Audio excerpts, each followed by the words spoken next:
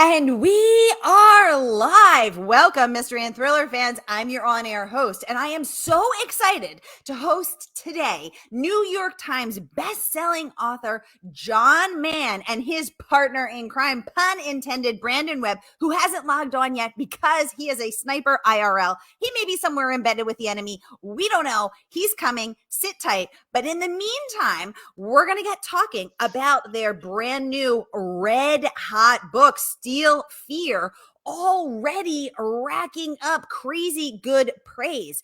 John, welcome to Mystery and Thriller Mavens. Tell us about Steal Fear. Thank you, Sarah. It's awesome to be here. I will do my very best to be both John and Brandon until the man arrives.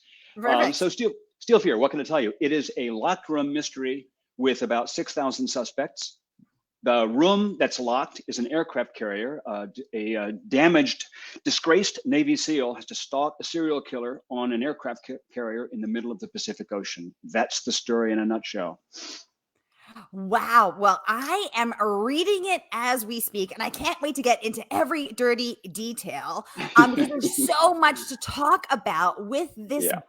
But first, I just want to welcome everyone who's watching on Facebook, everyone who's watching on YouTube. Welcome, friends. If you've been here before, you know the drill. And if you're new, welcome. We're so happy to have you. Here's the drill.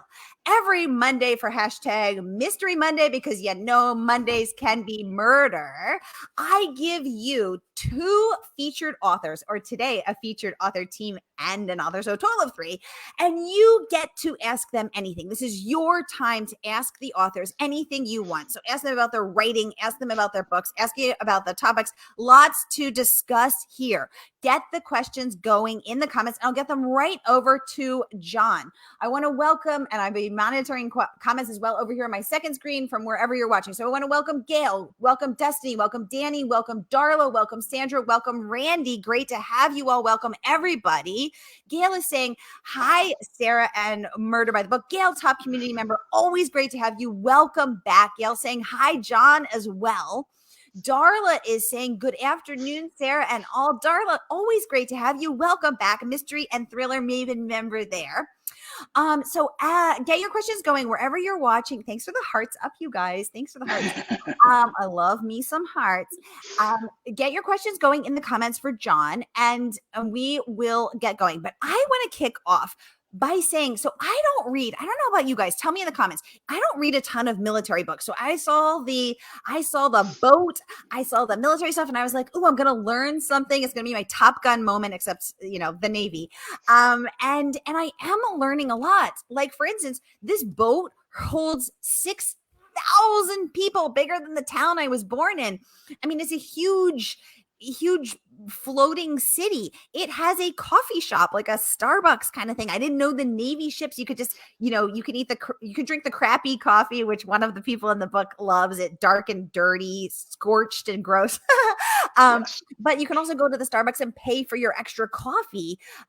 So I'm learning so much. I'm also learning a ton of terms like gas up the bird, which means put gas in the helicopter. I'm starting to use that with my husband when it's time to put gas in the car. Now I say gas up the bird. So John, tell us about your research process. All these terms, all this military stuff. Are you from the military? Give us the scoop.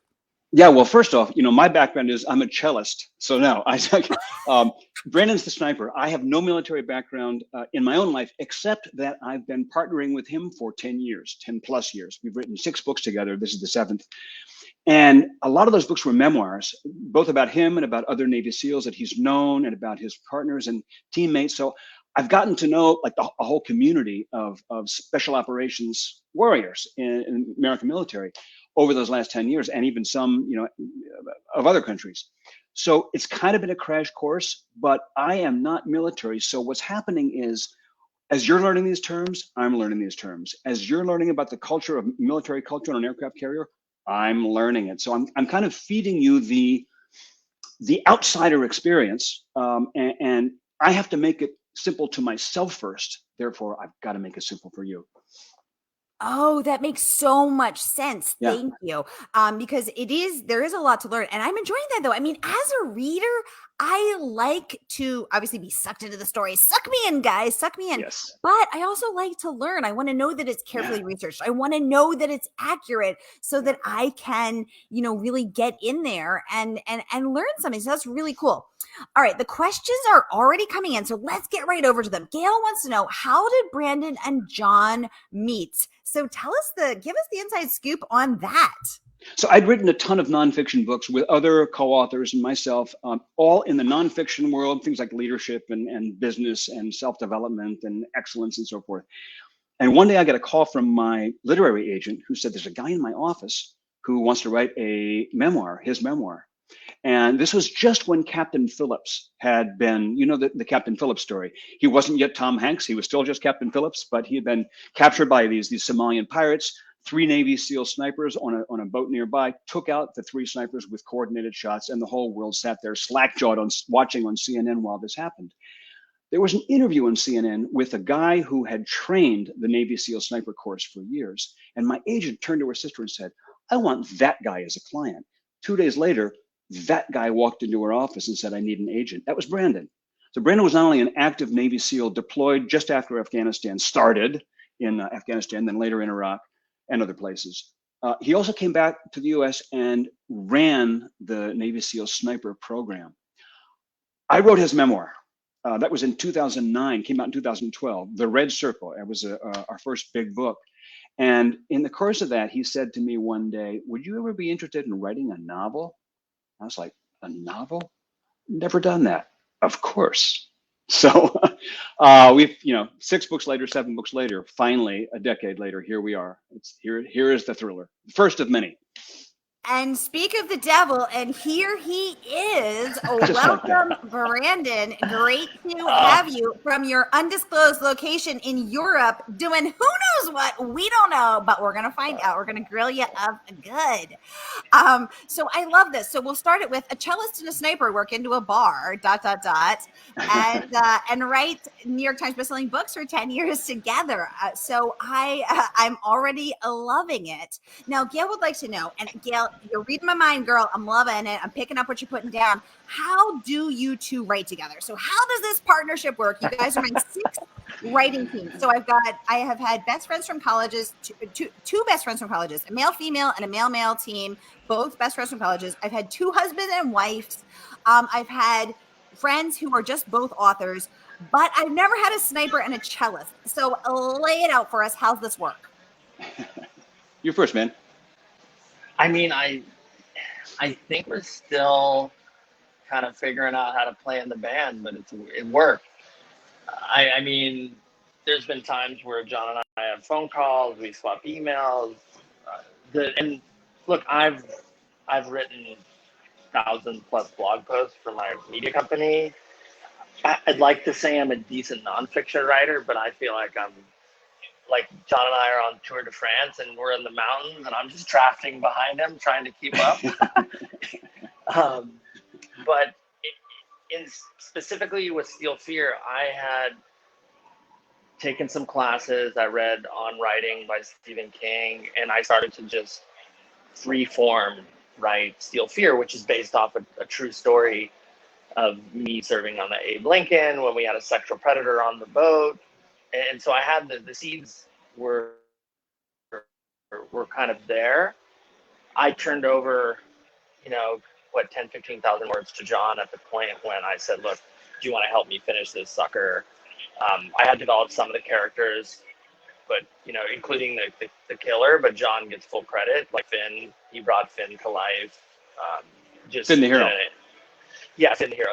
It just did a bang up job of in all aspects, but especially the character development. So I feel like I'm good on plot, but I'm running for the master here. John's an incredible writer, and I think we're just, like I said, we're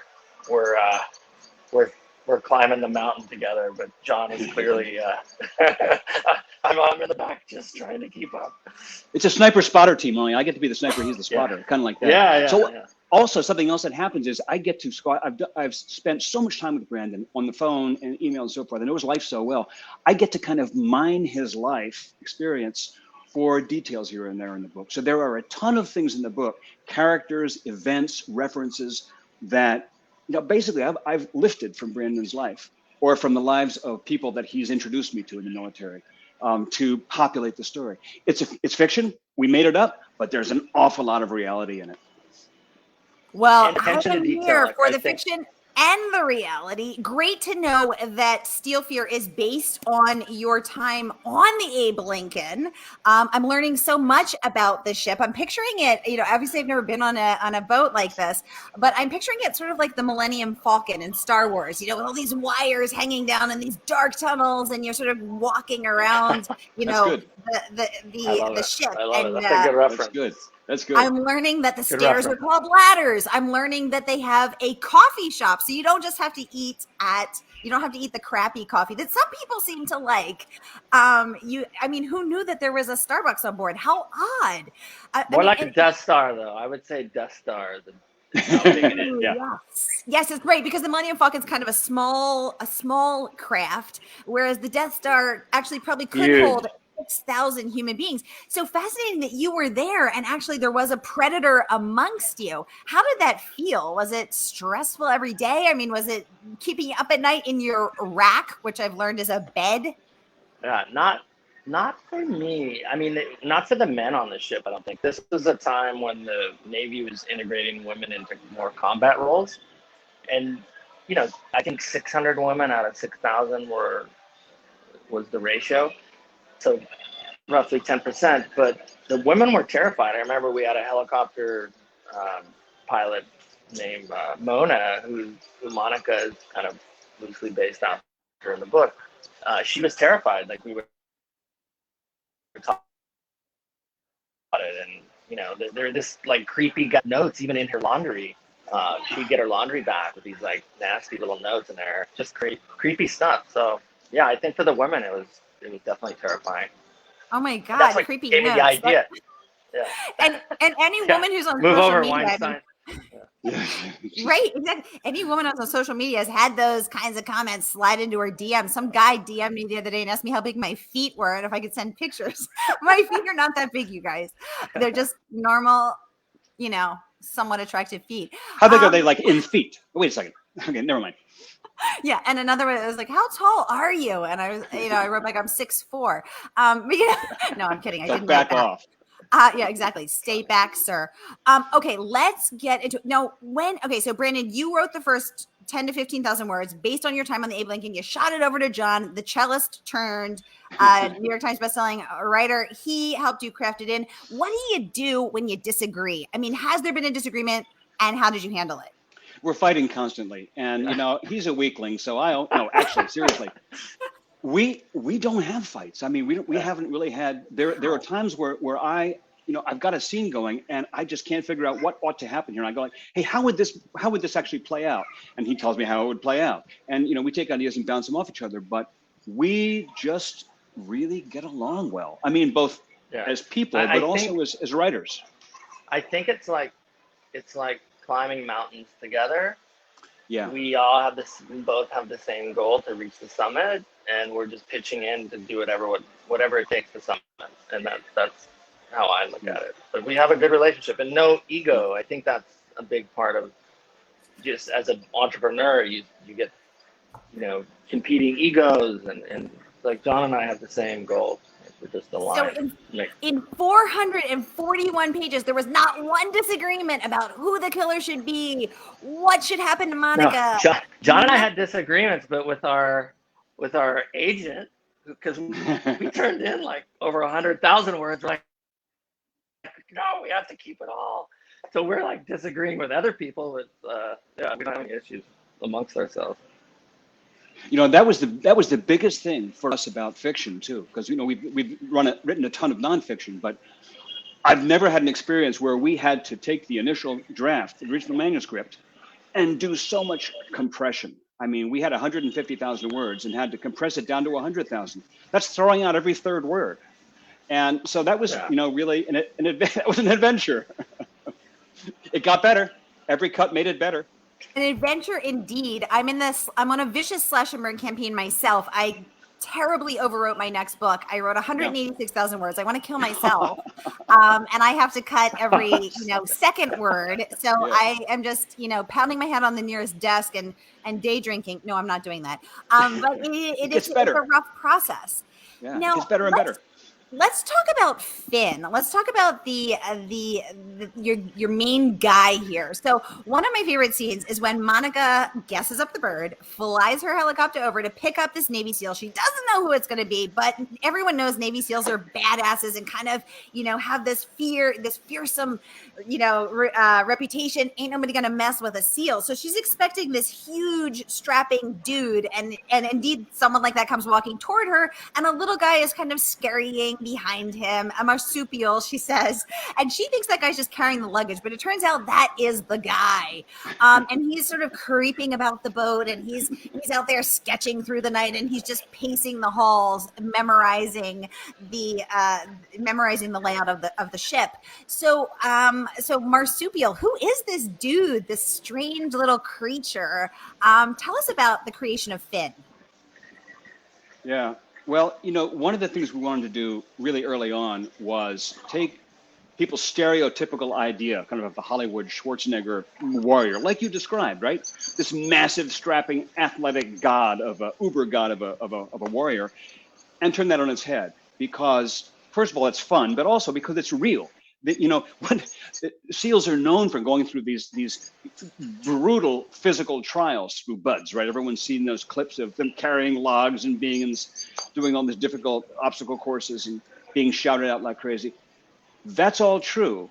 But what really from my experience, what really distinguishes SEALs is kind of a mindset, an intellectual capacity and a mindset. Endless curiosity, innovation, adaptability, and flexibility, and so forth. So it's there's a lot going on under the hood with a SEAL, and we wanted to show that this is not going to be primarily a guy who accomplishes the goal by just beating up everybody in the room, but it's going to be a question of using your brain.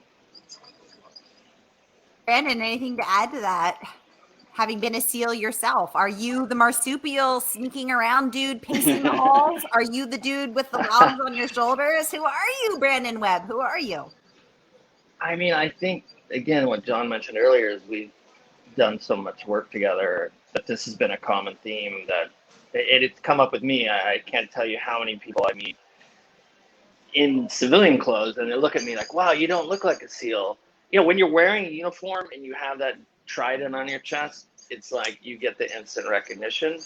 But in the outside of uniform, I get it all the time, and I was like, well, what's a SEAL look like? And of course everyone has this Schwarzenegger like image in their head. So I think that's something John and I agreed that was important to kind of put in the book as some leadership philosophy and showcasing the different gender roles. There's like strong women in the military. It was like that exists in real life. So we're like, let's put it in the book. Yeah. This isn't a man's world anymore. So, we felt that was important as well. I love that. Darla would like to know, John, how does it feel having a friend that was a sniper? And no pressure that he's staring at you right now. It makes me very cautious. Yeah, indeed. I would think twice about suggesting any edits to Brandon's first draft. I'll tell you the truth. One of the very first emails I sent him was like, Brandon is not going to shoot me. But yeah, actually, it's really, really cool because I don't know this world. I didn't know this world at all until our association. And part of the cool thing about writing for me is learning things you don't know, learning things you didn't know, going into worlds that you haven't been in and exploring them. And you mentioned the research and accuracy, doing it accurately, getting it right. And there's no readership, no audience that's more finicky than a military readership, which Brandon can tell you all about. You can't get this stuff wrong. I love that. Another question for John. Gail would like to know, were you a ghostwriter? Yeah, I was, and I may still be. I won't say. So a lot of secrets from both of this team. We've got ghosts of different kinds. Yeah, exactly. Hey, that's good. Gail's also saying hi, Brandon, and welcome. Thank you. Let's get to your reviews. So your reviews have been amazing. Congratulations. The #1 New York Times bestselling author, lead child, raving, sensationally good, an instant classic, maybe an instant legend. Wow. High praise from King Child himself.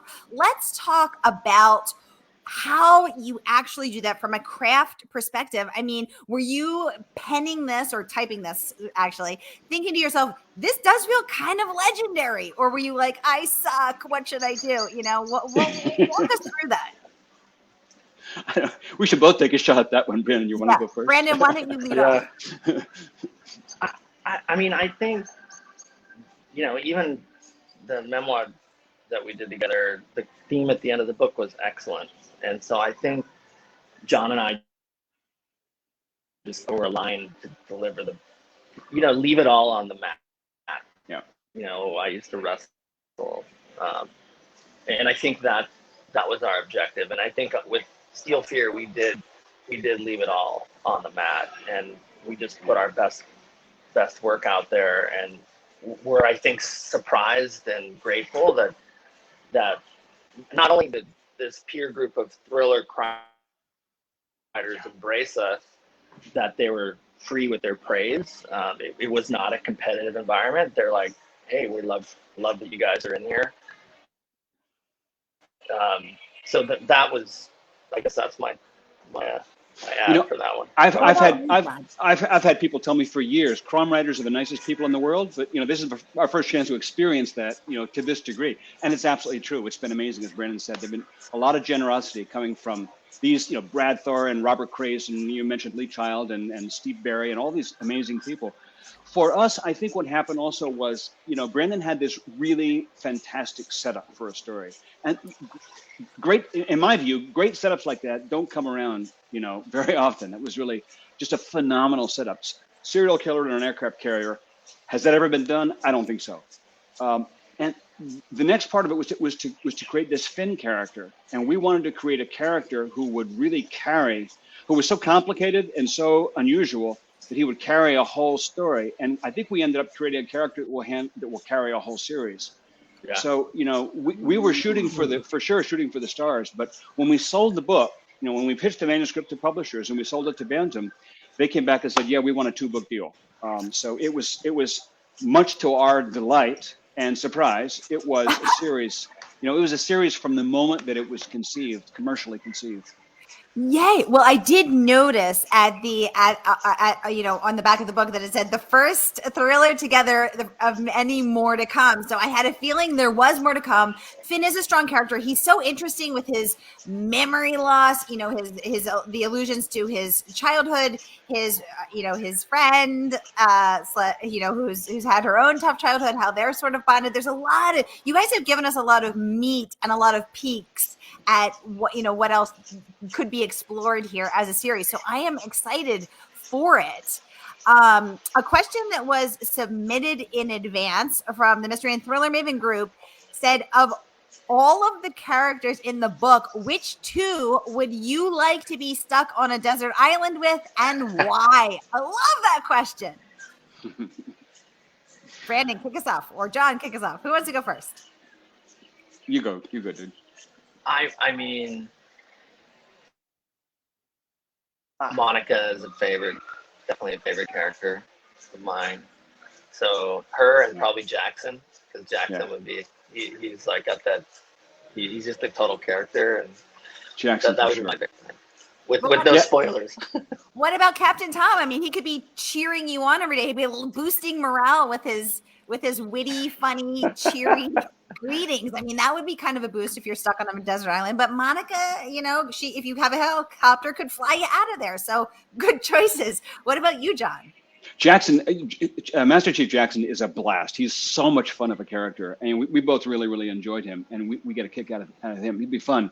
Captain Tom. There's this captain in the story who you don't ever actually see. He's only in Finn's memory, but he is actually based on a real captain that was on another ship Brandon was deployed on, and that's even his real name. I mean, we just wanted to honor the guy because he was such a phenomenal leader. I think I would have to agree with Brandon. I think Monica is just fascinating, but Jackson is such a blast. They're so colorful. They supply kind of the color of the characters of the story. But for me, I think I'd want to be with Finn. I mean, Finn is so. If I weren't too nervous, you know, if I knew him well enough to not be nervous, because he makes you nervous. But he's so resourceful and so sort of thoughtful. He would be a good guy to have, I think, of all of them in a pinch, which is, you know, basically what happens in the story. He's the guy that is there to be in the clinch. Yeah, I think I would have to choose Finn myself, because that dude is going to survive anything. You know, he's going to follow the seam of the ship and not get distracted by anything. Also, his sense of direction. He's probably going to be able to get us off that island better than anyone else. So I'm hitching my wagon to Finn. Ooh, this is good. Okay, Gail would like to know, what makes a musician and a sniper decide to also become big time authors? So you guys have been writing together for 10 years, again, working on Brandon's memoir, your Benghazi book, again, congratulations on that, New York Times bestselling. Now you're segueing into thrillers. Why? I mean, I can answer for myself. I just felt like I had completed what I wanted to say on nonfiction. I got maybe one or two more books. I want to write a book about divorce, because I had a really, really good divorce with my ex. That's a whole other story.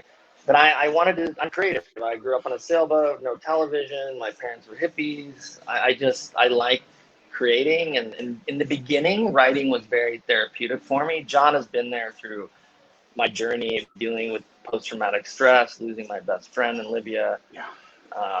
You know, he's seen me kind of evolve, and I like to create things, and I love the fact that we're doing this and that this could turn into something special. You know, we sold the rights to Peacock, which is NBC Universal Streaming Network.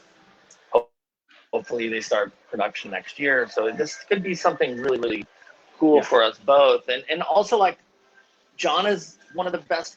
Look, I run a media site. I hire writers all the time. John is one of the best writers I've been around. And so to see him kind of like get credit and come into his own, and honestly, I'm like incredibly proud of John, and that this is, you know, his name on the cover, and he's like blazing the trail as point man. And it's a very cool thing to happen. He's Webb, I'm Mann. I'll add to that. He's Webb, I'm Mann. Yeah, he's Spencer, I'm Grinwald. What I'll add to that is, you know, for me, I've had a blast writing all the nonfiction I've done, but it has also felt like a runway toward this. My mom taught me when I was a kid. She was a playwright, and she taught me when I was a kid that fiction can be more real than real. Nonfiction is real, but with fiction you can go even realer than real. And I guess what that means is you can sort of touch some human realities that it's very difficult to go to with a nonfiction world. I mean, there are great nonfiction writers, you know, David McCullough and Eric Larson, and so many fantastic nonfiction writers who give you this vivid story. But it just feels like getting into fiction is like the next step towards really talking about the experience of being a human being. I love that. I would add to what John said there, because I was pretty raw with the Red Circle, which is the memoir, and it caused drama. Like, it caused drama with my father, and so when you touch on these very raw, vulnerable human elements in the nonfiction world, it can cause a lot of drama in your real life, and I learned that the hard way. That's my first book. So fiction, yeah, you can have at it. You know, it's like you can go deep, go real, and you know, no one's calling you at night going, why the hell did you say that? That's not that's not the way I remembered it. Yeah, exactly. You could write about a sniper named Brendan, and you could just do whatever you wanted with Brendan. I mean, Brendan could have a best friend named Mann. Like I mean, we don't know. I love that. What was the hardest part of writing this book, and why? And by the way, everyone, we have 1 minute left, so get your questions going. Brendan has a hard stop in 1 minute. So get your questions going. John John realm. could carry on. I want to tell you, the reason I have to jump is because I literally am meeting my girlfriend's parents for the first time in Spain. And I shook the hand, I had a sip of wine, and I ran out of dinner. So I'm running back right now after Oh 40 man, minutes. That's the Oh, truth. yay. that's a Okay. good reason. So on a scale of 1 to 10, where does this rank in the pressure scale for you, Brandon? Having probably been in some very tense situations, where's meeting the girlfriend's parents fall for you? It's not too bad. Her Ah, dad's ex-military, business guy, water polo Good deal. player. So I got a pretty good background. I'm feeling pretty good. Excellent. Excellent. Okay. So what was the That- hardest part of writing this book and why for each of you? For me, it was putting the reader on the carrier, making the carrier come to life, because it's so complicated, it's so huge, and we didn't want to overwhelm the reader, but we want to make it real. So that was, I think that was the biggest challenge in research, in writing, in editing, everything. Yeah, I would say the same, but to John's point, one thing that it's hard for me to watch the military movies and read a lot of these very well written military books, but the attention to detail isn't there. Like one thing I respect about Tom Clancy. So it was like, oh shit, I'm in the driver's seat now with John, and we have to get this right.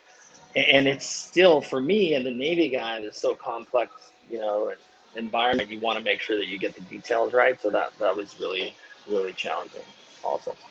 Okay, perfect. Last question for you, Brandon, before you skip. What is your favorite scene in this book and why? And then over to you, John. Honestly, it's the first scene you described with Monica picking up Ben. I thought John set that up so well. I mean, I love the murder scenes, but I don't want to get into any spoilers. But that scene just kind of sets the whole tone. The first murder scene? Oh, I love them all. But that's one of my favorites too.